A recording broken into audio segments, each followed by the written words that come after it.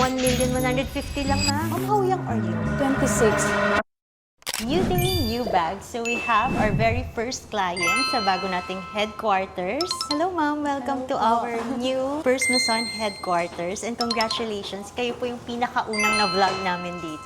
Ma'am, what's your name po? Laika po. Laika, and you're a first-time client as Opo, well. first time ko. Sabi ng mga sales po, nag-chat lang kayo online. Opo. You're looking for a Birkin 25. So ano po bang story nitong chinek out nyo na Birkin 25?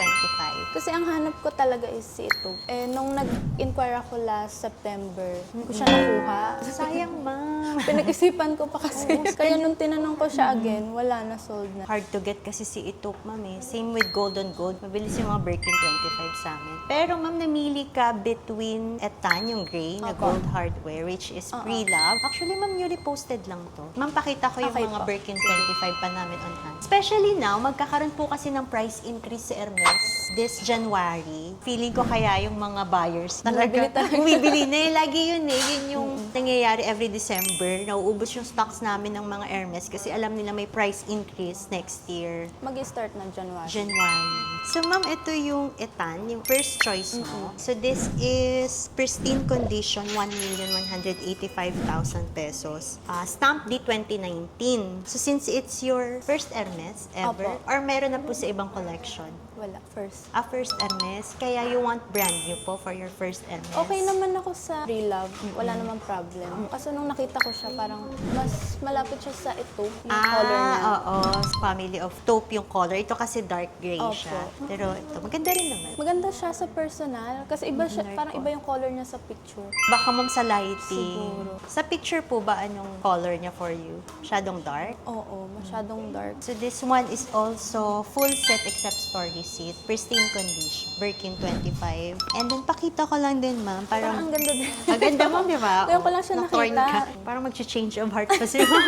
This is biscuit color, ma'am. Stamp U 2022, pero unused po siya. Ang inclusion niya is gas bag, box, lock and keys, clochette, and certificate of authenticity. So yung price niya is 1,150,000 lang, ma'am. Kapag sinabi namin unused. Technically, it's new. So never po siyang nagamit. Ang And maganda din siya. parang natotorn ka na, ma'am, na parang mag-change of heart pa. So, yung color ng biscuit is family of brown, Pero lighter anong than difference gold. ng gold and silver? Ito, ma'am, ang tawag sa Hermes is palladium hardware. To be honest, ma'am, si yellow gold mas sought after or mas sellable than palladium hardware. Ganun lagi yung case eh. That's always the case. Pati siya Chanel, laging yellow gold.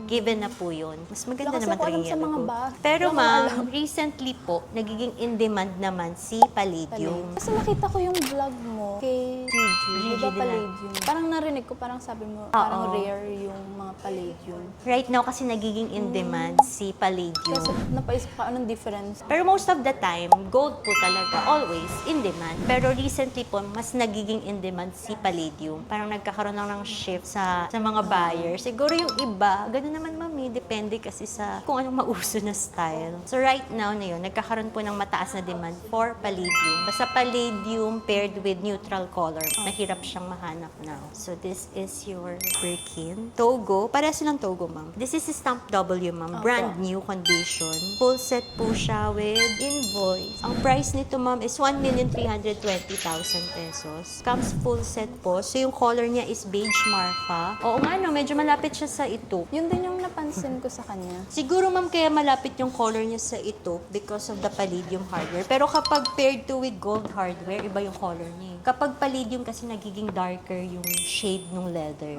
Pero kapag naging yellow gold, to magla-lighter siya. Pero ganda rin kasi ni Ang Biscuit. ganda ni no? Biscuit. Tapos Naano ko sa kanya, parang 1,100,000. nag-heart yung mata ko.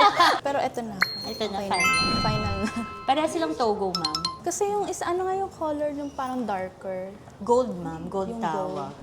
How young are you? 26. Oh, congratulations at 26 years old. Meron ka ng Birkin 25. Yung first Hermes ko, first Birkin ko, Birkin 30. Nag-invest ako. Siguro 27 years old ako. Parang ang laki kasi ng 30. Oo, nung time na yun, ma'am, less expensive si Birkin 30 than 25. Pero ngayon, ganun pa din siya. Ganun pa din, ma'am. Mas mataas talaga si Mas 25. mataas talaga si 25. Kaya nag-settle ako sa 30 nung time. Pero ang ano kasi na parang ang laki. Pwede siya, ma'am, pag everyday use. Yung 30. Yung 30, ma'am. So, ito, ma'am, pang event-event. Final choice ni ma'am is the beige Marfa. Brand new, 1,320,000. Actually, ma'am, good deal na yun for a brand new. Kasi yung ito, 1,450,000. Oo, yung last na na-check. Pero kasi stamp K naman yun, 2025. Kaya mas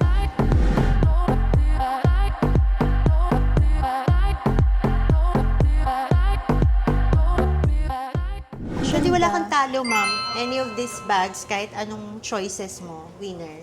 Ito na Kasi muna na- talaga. Ito na. Parang hindi mahirapan sila. Thank Thank you, ma'am. you. Thank you, thank you. Congratulations on your first Birkin. Thank you po. Thank you for trusting persons.